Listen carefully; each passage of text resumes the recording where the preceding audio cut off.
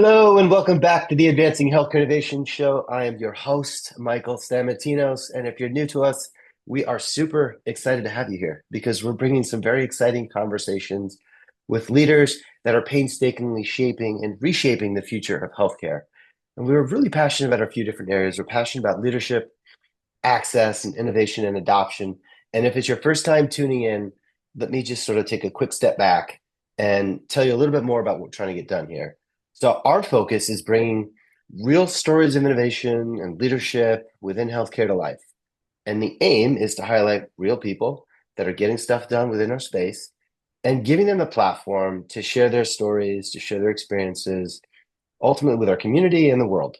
So we've got an amazing action-packed year. If you haven't checked out any of the historical interviews, wherever you are, however you're consuming this, whether you're watching it or if you're listening to it, please hit the subscribe button now so any of the new interviews come directly to you. So on today's episode, I'm super excited about this. We have someone who has built her entire career on a simple yet powerful belief.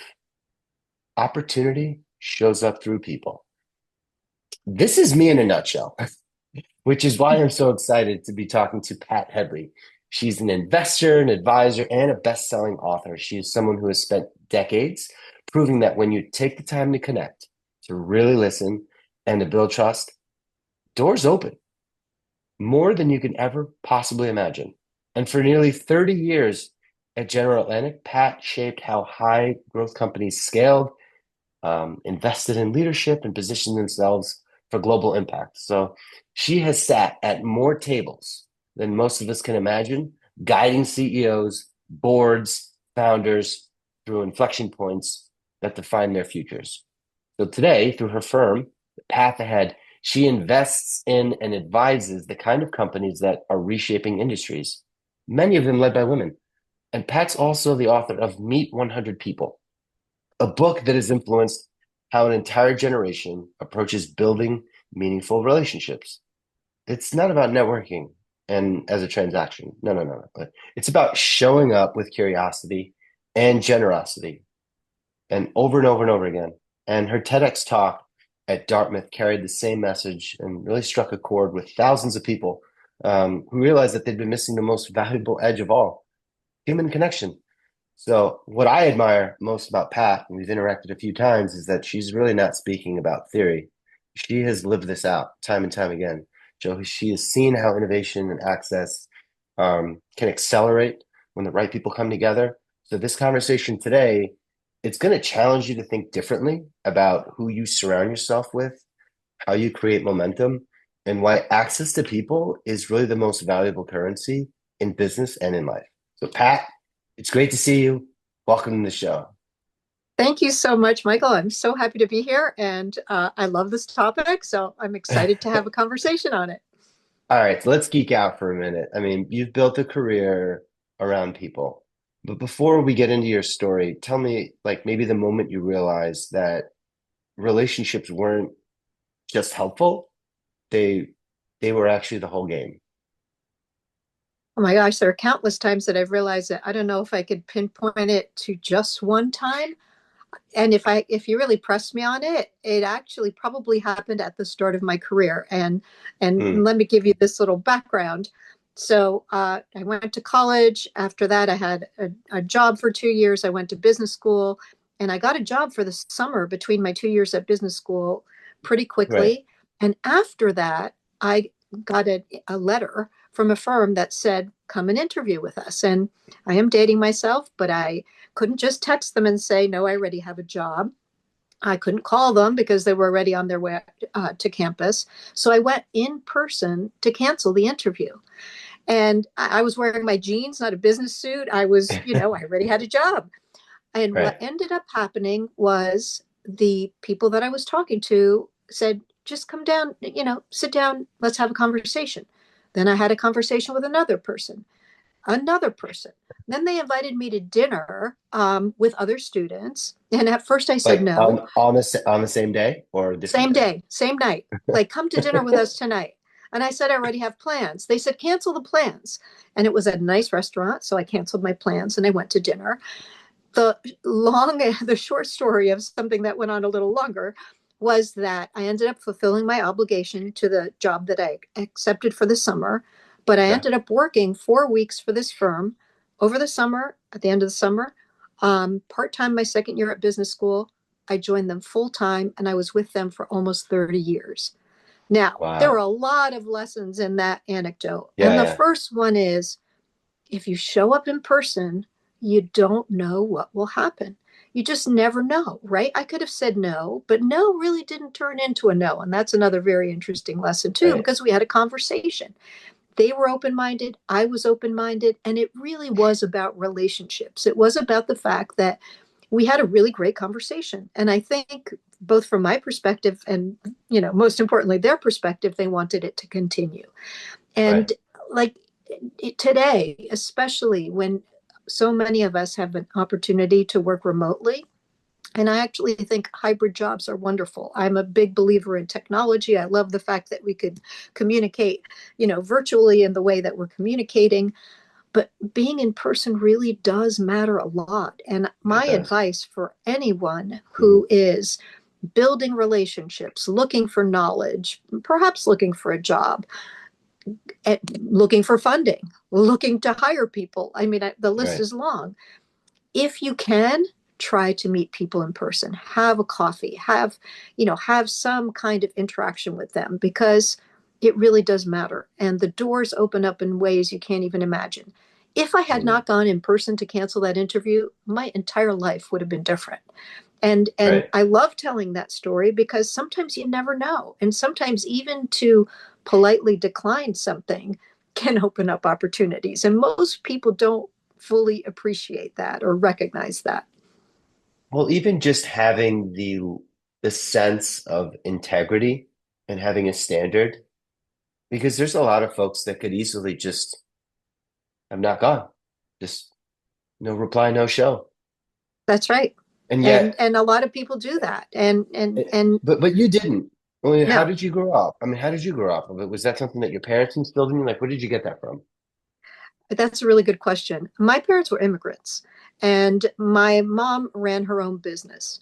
And she did instill a lot of life lessons in both my sister and me as we were growing up. And integrity was high on the list. You show up. If you say you're going to do something, you do it. And if you can't do it, as soon as you possibly can, offer why you can't. If you're running late, say, I'm running late, right? Don't Yeah. just expect other people to wait for you. So there is no question that, the way I was raised and, particularly my mom, who was in business during a time when not many women were in business, certainly not many women who didn't have a college education, had a Right. strong accent. She had so many strikes against her, and none of that dissuaded her. And she was just, I mean, I learned so much during my early years just Hmm. by the way in which she interacted with people and how she dealt with people and how she kept her word, and quality to her was super important. All those things had an imprint on me, no doubt. Absolutely. And and just even thinking about that, you mentioned around just having parents that were immigrants. Again, we share a similar story in that sense. What can be seen as a disadvantage early on has actually turned out to be quite an advantage for you. I It's would remarkable. absolutely say that. I would say that there's so many things that could have been considered a disadvantage that were turned, and I think I imparted that to my children as well. I have three adult children, a daughter in the middle, and she had a real interest in chess at a young age. And we would take her to tournaments, and she would say, "Mom, there are no other girls who are interested." And I sat her down and I said, "Do you enjoy this?" And she said, "Yes, I do." I said, "Well, that's what you have in common with everyone else. So it doesn't matter who else is interested or not. It doesn't matter what the other person across from you playing chess with you looks like. Enjoy the game, enjoy the part that you really like." And I was in Mm, rooms in many times in my life. I majored in computer science. I was in, finance. There weren't many other people who looked like me, but honestly, I kind of felt I was a little bit blind to that. and in a good way. And Right. yet others may not have been, and therefore I was memorable because there weren't many people like me. And so I had to do some cold calling when I first started my job. People remembered the outreach from, somebody who is not a traditional person to make those calls. Right. And I kind of viewed it as an advantage. Be very good at what you do, but also try to be memorable in a certain way. I mean, we're all building our brand in everything that we do. We're building That's our right. brand in conversations that we have, in people we talk to, in companies that we're affiliated with, in knowledge that we seek. All of those build who we are. And that is what, in whatever ways people can, Yeah. kind of show to the world. And that can be a huge advantage in terms of how you think about that, especially if you're thoughtful about how you're building Yeah. your brand. When you seem to be able to find common ground quickly. Like that's a really awesome skill to have. When you think back, because you spent nearly 30 years at GA. I mean, you worked with a lot of high growth companies around the world. I mean, that's a pretty amazing vantage point. What what patterns did you see across companies that actually scaled well? It was there were a couple of important things to consider, and I Okay. think it gets back to the idea of people are really important. Companies scale because of people, and I think identifying leaders who not just have vision and an understanding of what the market needs, and trying to create something that is of value to serve clients and customers, but Right. also the ability to assemble a team that can execute on that, that has complementary skills that can work together in order to accomplish that. I think that's real talent. So looking for leaders like that is kind of what you're, trying to solve for. Yeah. The only way you figure that out, interestingly, is with lots of looks. So when I was first Mm, starting out in my career, I didn't know what good looked like. I had an idea. You learn things at business school, you learn from people that you work with. But until you start meeting CEOs and leaders and having those conversations and having multiple conversations with many, many people, only then do you have the right pattern recognition to understand what differentiates this person, this team, this company from another team. And that's one of the reasons that I think about meeting 100 people, when in fact, yeah. anybody very successful has met hundreds, if not Right, right, thousands right. of people. But one of the things that happens when you meet a lot of people is your perspective on the world increases. Everything broadens out. I mean, nobody comes out of the womb as a CEO, right? Everybody has Yeah, to learn. that's true. Everybody has to, acquire knowledge and experiences. And, you can get that from books, you can get that from media, but it's very different getting it from other people. And the more of those experiences and conversations you have with other people, the more you learn. And the more you realize that, it's a big world out there. And there's you know there's what there's what you don't know, That's right. and there's what you don't know. And that's the most interesting part. Like, you don't even know what you don't know unless you keep at it. And look, Mm, you could live, your entire life and not explore certain parts of the world. But I think the more curious you are, the more you can, have kind of additional looks at situations, and the more you develop pattern recognition. But I think it has to be driven by curiosity. So I'm a huge yeah. proponent of the notion of curiosity. And, how do you think about instilling that in people, and how will it change in the future? How do you, Is that how something you instilled in your team? I mean, like, just I just how you stay curious. I mean, other than saying it, how do you show it? How do you exemplify it? Well, I actually think you have to solve for people who are already curious. I think Mm, I think we're born curious. I actually think it gets, like, somehow stifled and not nourished. I mean, I think each human being is born with some sense of curiosity, and environments can Interesting. either provide growth, so Hmm. water and sunshine and, fertilizer, and some environments don't allow for that. And I think the more people you're around, the more you see, I think the more curious you become. That, this is not Okay. something that's scientific Okay. necessarily, but it's my own belief. Um, and I think for younger children and teens, kind of getting that exposure, Mhm. traveling, I think is an incredible way to continue to grow and see what's out there and inform yourself of um, how to interact with people. How do you deal with certain situations? How do you overcome obstacles? I mean, frankly, this is something I heard Jensen Hang, the founder and CEO of NVIDIA, say. Success comes from character, and character comes from suffering.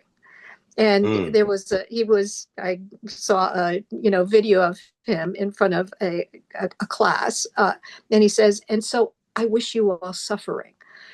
How often is that said, right? But Yeah. understanding how you overcome problems or obstacles, or being creative about when you come across situations that might be difficult, that I think builds resilience. It does build character, and I actually think it builds curiosity as well, and Interesting. therefore leads to success.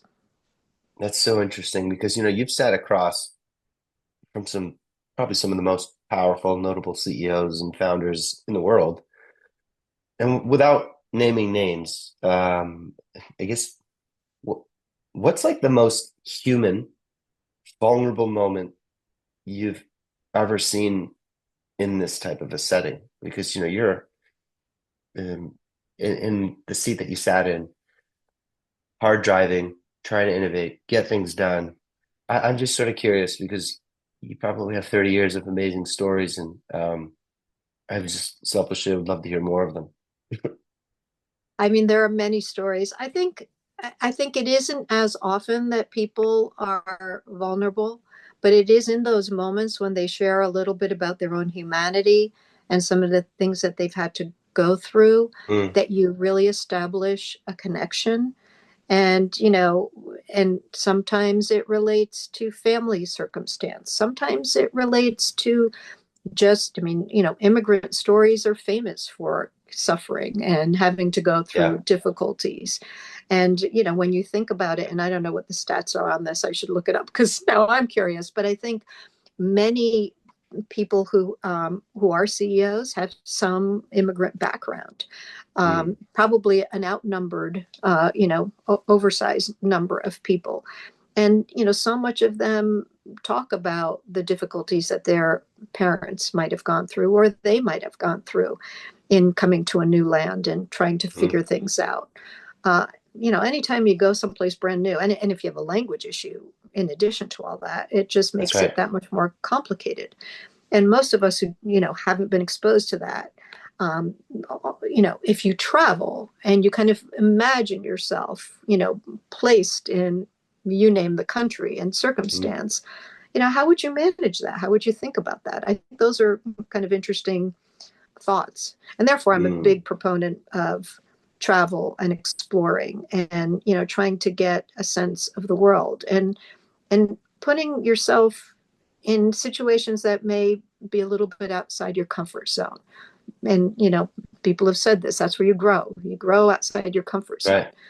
And That's in right. meeting new people, that is for many, many people outside their comfort zone, especially younger people. The book I wrote is meant for young professionals.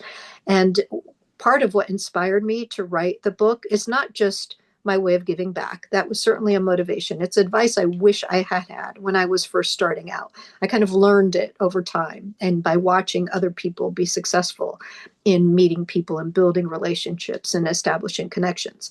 But when you're younger, you don't fully appreciate that. You might not have been Right. thrown out to have that experience. And those young people who are super fortunate and have gotten good grades and get the first job that they apply for, look, I applaud them. Right. But I actually think they're behind those individuals who don't have all those qualifications and have had to work super, super hard to get that job by meeting a ton of Mm, people, right? That kind of builds resilience. It builds your networking skills. And if you don't do that starting out, and you don't realize that that's super important as part of your career, at some point it's going to be a disadvantage. So those who've had to meet people starting out understand that they need to network within their firms, understand that they need to network within their firms to acquire knowledge and build relationships, not because they're looking for a job, yeah, just because it's going to make them much, much more effective in their jobs. And as you think about entrepreneurs, especially in any industry that's fast changing, and healthcare yeah. certainly is in It's that a sphere, it's a team sport. Hinges on it's a team relationship. sport, and you have to know what other people are doing. So first of all, you should know the people that you're surrounded by.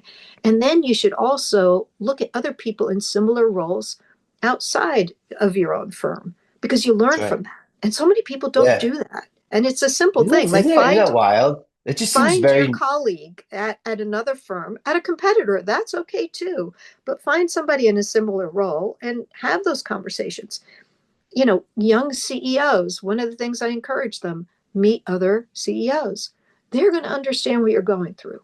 They're going to know how hard it is to build a company, to motivate a team, to get funding when you need to get funding, and yeah, and to get clients all the time, right? And the idea of meeting people regularly is something that's so valuable because if you wait until you need to do it, you're a little bit late in yeah. in every area. And I'll give you examples. If you're a company looking for funding, a young healthcare firm looking to attract investors, if you're looking, when you really need to raise funding, it's almost too late.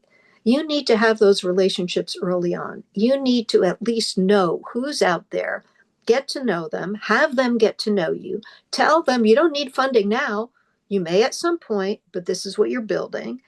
Start that process. You have a huge advantage if you do Huge. that ahead of time. And very similarly, I always tell people when they're looking to hire talent, how are you going to know if the person's really good at what they do if you haven't seen a couple of others just like them? And, in my former role, we would recruit for certain roles, and chief financial officer Hmm. was a frequent role that we wanted to upscale and recruit for. But if the CEO has never met 10, 20 CFOs, how will they know what a good CFO looks like? You need to get context. And so much of meeting people is developing context for whatever it is that you're Mm, trying to do, right? If you're hiring somebody, context. If you're, as you get new clients, which are good clients, which are not so great clients. I mean, yeah, there is a choice in yeah. clients too. That's right. And That's right. so, you need to understand who's a good fit. And, you're not going to marry the first person you meet, right? The same thing. Right? You're going to get a sense of who is a good match, who's a good partner, and it's true in most everything. That those two concepts, which you talked about, curiosity and getting multiple looks. Because now, I mean, you're advising and investing in companies, many led by women, as mentioned earlier. What outside of those two things, what other lenses do you use to decide where you spend your time, your energy, and capital? My specifically to me or one, Yeah, or one in yeah, general. Look, for me, I'm in a wonderful period in my life where I do get to make decisions on how I spend my time, which I think is everybody's isn't that most great? valuable resource. I think of it, time is even more valuable than money, and how you spend it Definitely. really is a reflection of your own values, what you like to do, etc. I really look to engage in projects and opportunities where I really enjoy being with the people. And I'm very fortunate that I can make that as a determining factor. Of That's right. course, I want to do something that's valuable. I want to be able to add value myself. I want to make sure that it's interesting and it helps me grow in terms of, the areas that I'm curious about and how I see the world developing. But in the end, it comes down to people. It comes down to who do you want to spend time with? And you never know what certain conversations will lead to. And That's right. I have to share this anecdote because it just happened this weekend. So Okay. um, when I first started my career, a gentleman that I got to work with, he was a CEO and we funded him. So when I spent a very long time on business related questions and issues, we made a number of acquisitions. I did a lot of financial analysis. We traveled. It was a wonderful business relationship. And once the business was sold, we didn't keep in touch. Years later, I decided to reach out to him because he happened to be close to where one of my children was going to school and had lunch. And since then, we have had an incredible personal friendship. And I just came back from a bike riding weekend with him and his extended group of friends because every year on his birthday, he has a birthday bike ride. The first one he invited me to was 13 years ago, and he was Wow. 75. The one we went to this weekend, he's 88, and he is still on a bike and able to ride with a group of people for a bike ride. Amazing. This is a person Amazing. amazing. It's truly inspirational and it uplifts me. And I come back from, this weekend, my husband and I go and we met a group of 25 other people who are all fans of this 88-year-old man. And I think to myself, would I have ever guessed way back early in my career that this person with whom I had a very positive business relationship Hmm. would one day be a good personal friend? And it's incredible life, when you live long enough. It's really quite fascinating, but it is about personal relationships. And Yeah. this individual encouraged me to write my book and said he'd be an early reader of the book. I mean, he's been so supportive in so many other ways in my life and Amazing. so inspirational to me and many others that he is fit and active and gets on a bike and rides 35 miles and with a group of people. So it's life can take interesting turns, but it's super fun if you look for that. It's your book is a fun read. And I'm just sort of thinking some of the things seem very at least for me as a connector, second nature.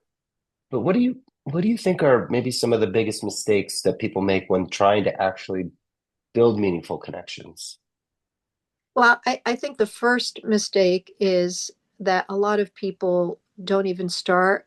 And I think a lot of what drives that is either fear, just an Mm, innate like, oh my gosh, am I, will they respond? Will they say, what if they don't respond? So people hold themselves back.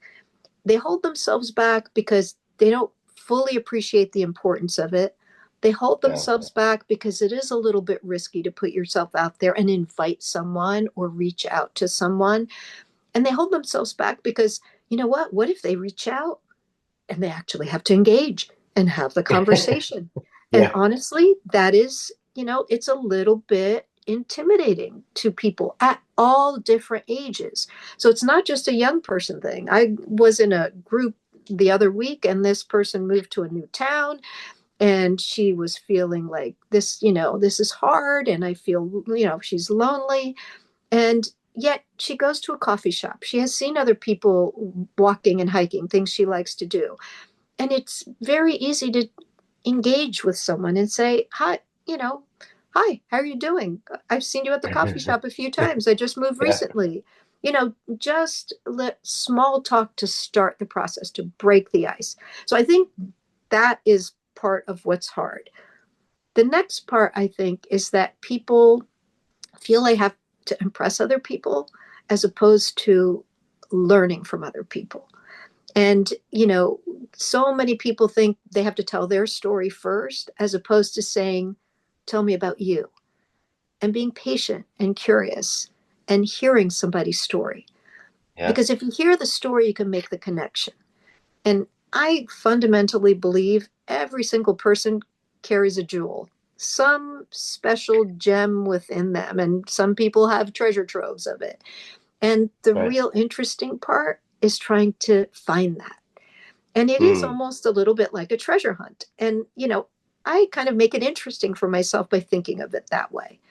And I think if you kind of change your mindset around it being scary or intimidating, or, why should I Yeah, do it? What will come you're out of framing it? it differently. You're I framing it just differently flip for it. sure. I'm like, you know what? This is how I'm going to learn. No matter what happens, I'm going to learn, right? No matter That's what. right. No matter what. And everyone has a treasure. Let me find that. Let me find the one thing that they say that I get really excited about too. And then all of a sudden we have a connection. Like if somebody says they love biking, I will talk about biking because I love biking. And Yes. that's genuine. It's authentic. I'm not going to make that up, right? I mean, and no one should say they love biking if they don't, right?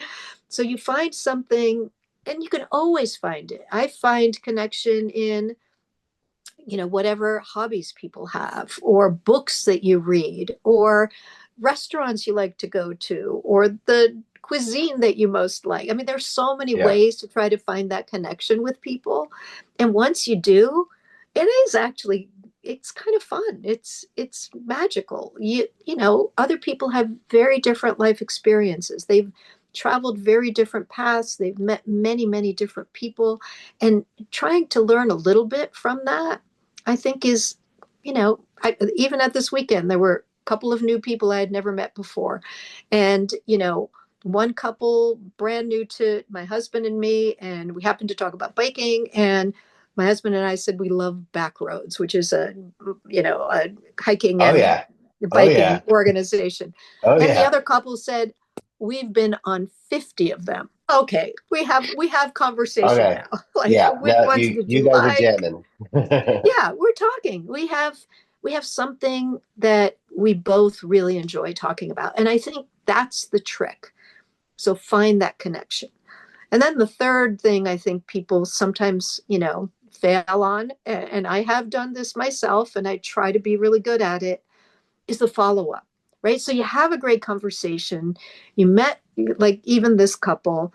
I need to send a note and say, it was super nice meeting you. We're like, we love talking about the various things. When you come up with your next backroads trip, we'd love to know what it is, Yeah. and hope to see you next year at this event, right? That one little follow up, if I do that, and I will, because I think that's the important piece. If you do that, it kind of changes things. It makes it, think of You're how more you would feel. intentional. You're more Yeah, intentional. So you're saying a few things that are very natural and it's not forced. And I can think of times where maybe if you're earlier in your career, maybe you have a yearning to get farther ahead and you're kind of like trying too hard, or maybe you're at a conference and you're like, well, I only want to talk to people that are this level and above. Can you talk to that? Because it seems as though that you're more of, hey, just stay curious because you never actually know. I mean, I have some wild stories around that as well, but I'm just wondering your take on that and how you perceive that to be. sure. Look, when I was much, much younger, conferences were unbelievably intimidating to me. I am an introvert by nature. Going into a room full of a million people where you want to be efficient and you want to, come back Yeah, to the office and say, I met so and so, like, you're really driven by that. And I have learned to think of conferences completely differently.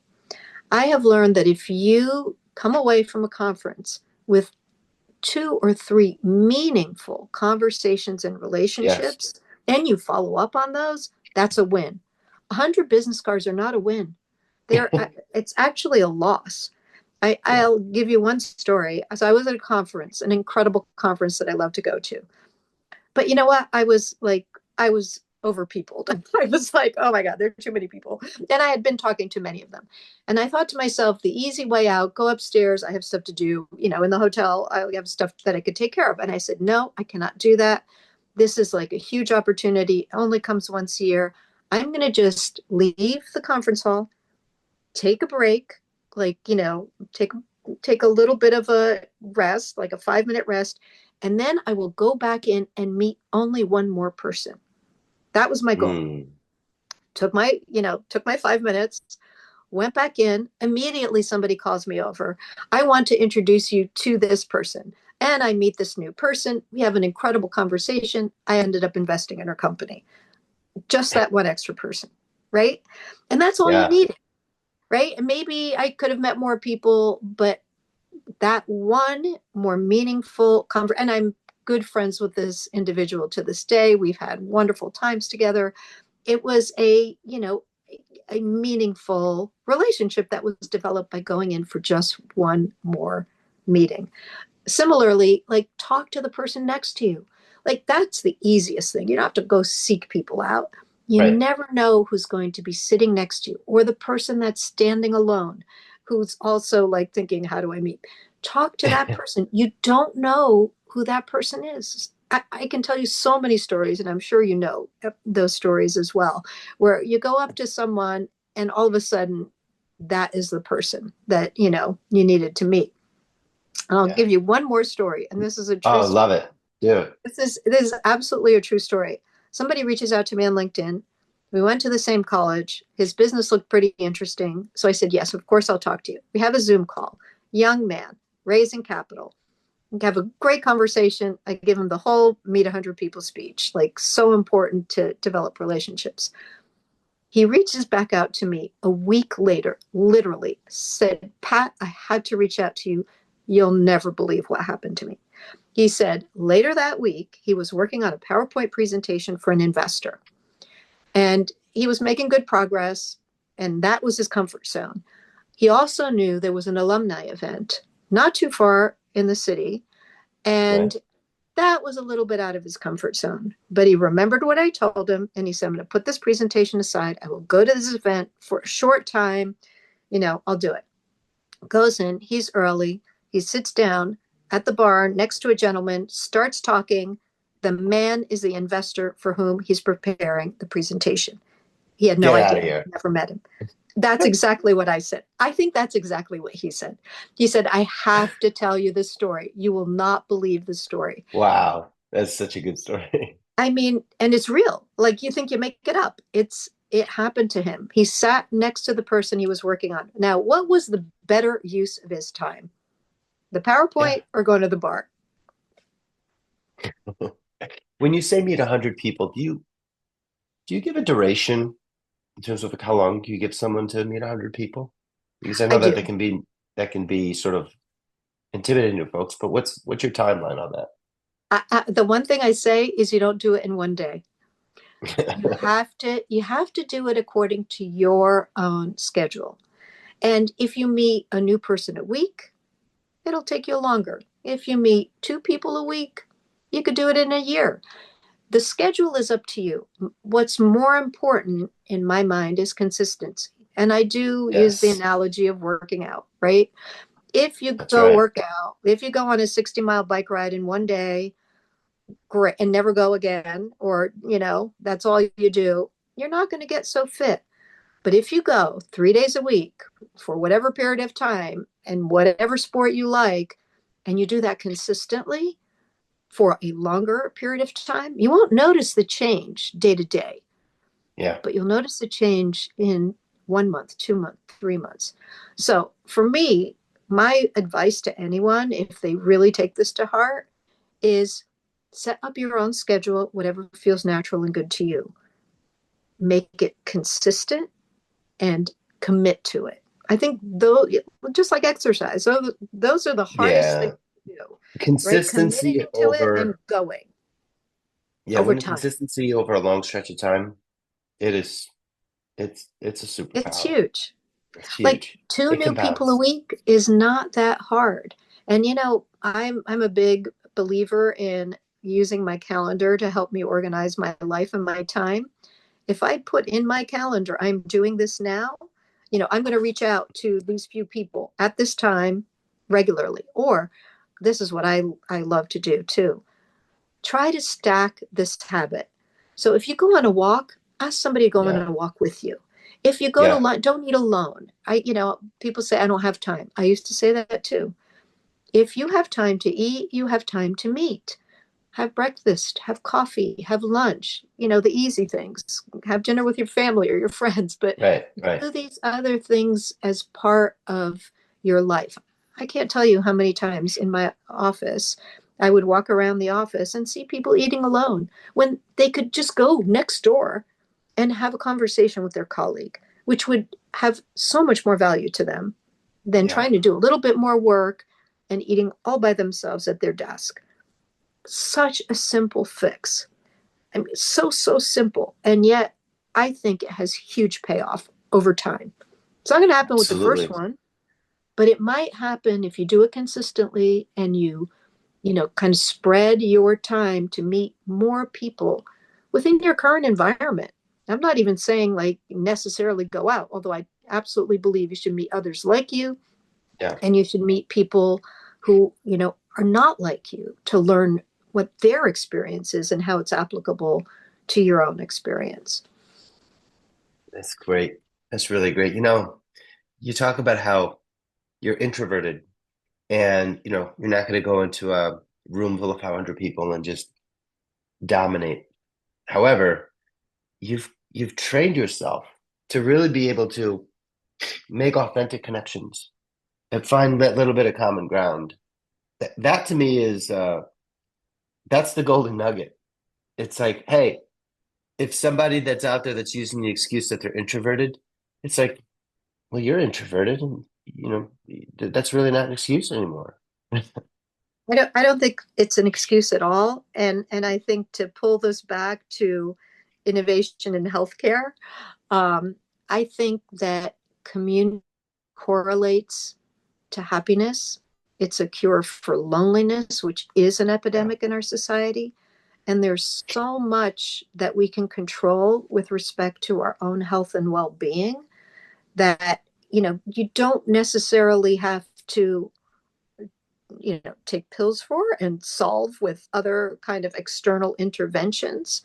But doing this ourselves and spending time with people and taking care of our physical and our social well-being is something we all control. And and no matter what business or industry you're in, you have to take that time for yourself because what you're doing is you're investing in yourself. And you're investing in your ability to do a better job at work, to do a better job with your family and with your friends, and to honestly extend your life in a happy way. I think part of the reason this 88-year-old friend of mine is hmm 88 and healthy and on a bike is because he does care for his health, but he surrounds himself with people. He's Many of the people at this event were people he had some business relationship with, but right. many of them are also people he met on a trip and connected with in some way and invited them, said, Yeah, come to my bike ride. And you know what? It's so interesting. If you create it, people do come. If you're, it's harder to be the one inviting people. And so I would say that's a really good role to take on. But if you are invited, join in, go. You never know. Be part of some kind of community. Find your people, however large or small that group is.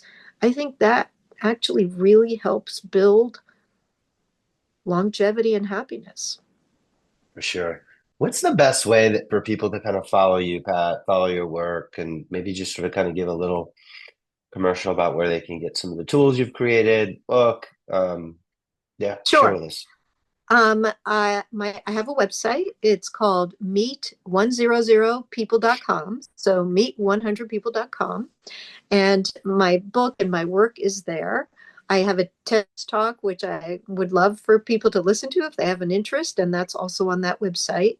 I am on LinkedIn, Pat Hedley. Um, Follow me there. And if somebody's super interested, just reach out to me on LinkedIn, message me, and I'll respond.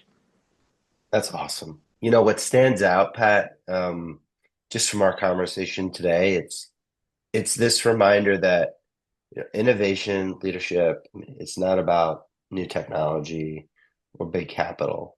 It's about people. It's It's about about being people. int yeah, it's about being intentional in who you meet, how you show up, um, and the relationships that you choose to build over time. Because you said it, like, how do you consciously choose to circle back with people and be intentional about it? And I mean, you've shown us like the real edge. It's not in chasing the next shiny thing. It's really found in cultivating the kind of trust and and access that can change an entire trajectory of a career or a company or even an industry. And even just your story of going in and trying to decline someone that asked you to come in for an interview and how that really changed the trajectory of your whole entire life. I mean, So for showing those, up matters. yeah, it does And matter. in So the for age those, of, sorry, please, no, please go in ahead. the age of I think this is going to be more important than ever. I think, people Absolutely. think technology will take over, relationships won't matter as much. You could do everything online and with text. And I absolutely disagree with that. I think that relationships will be even more important as technology becomes more pervasive. And you have to use technology as a tool, right? Use AI as a tool. If you have a hard time crafting a note, put it in, ask AI, say this is what I'd like to say. I'm not sure how I should say it. Do you have any recommendations for me? And have it give you an extra helping hand. That's okay. I, Yeah, yeah, yeah. So for those that have tuned in, if you're listening to this or if you're watching this and this conversation either moved you or challenged you or even made you think differently, please share the episode. But I also want to make a challenge because we're all about challenging the status quo. And if there's maybe a person that you've been meaning to reach out to, but haven't, make that call, right? Send a note, take that first step, because that's the difference between, where you are now and maybe where you might want to be. It could just be one conversation away. So, also, if there's a topic that you want us to explore or a leader that you'd like to hear from, drop me a note, leave a comment. And look, this platform isn't just content. It's about community. It's bi-directional. We look at the comments. Thank you for listening and keep building with purpose, keep leading with purpose, and we'll see you next time on the Advancing Healthcare Innovation Show. Thanks for joining, Pat. thank you.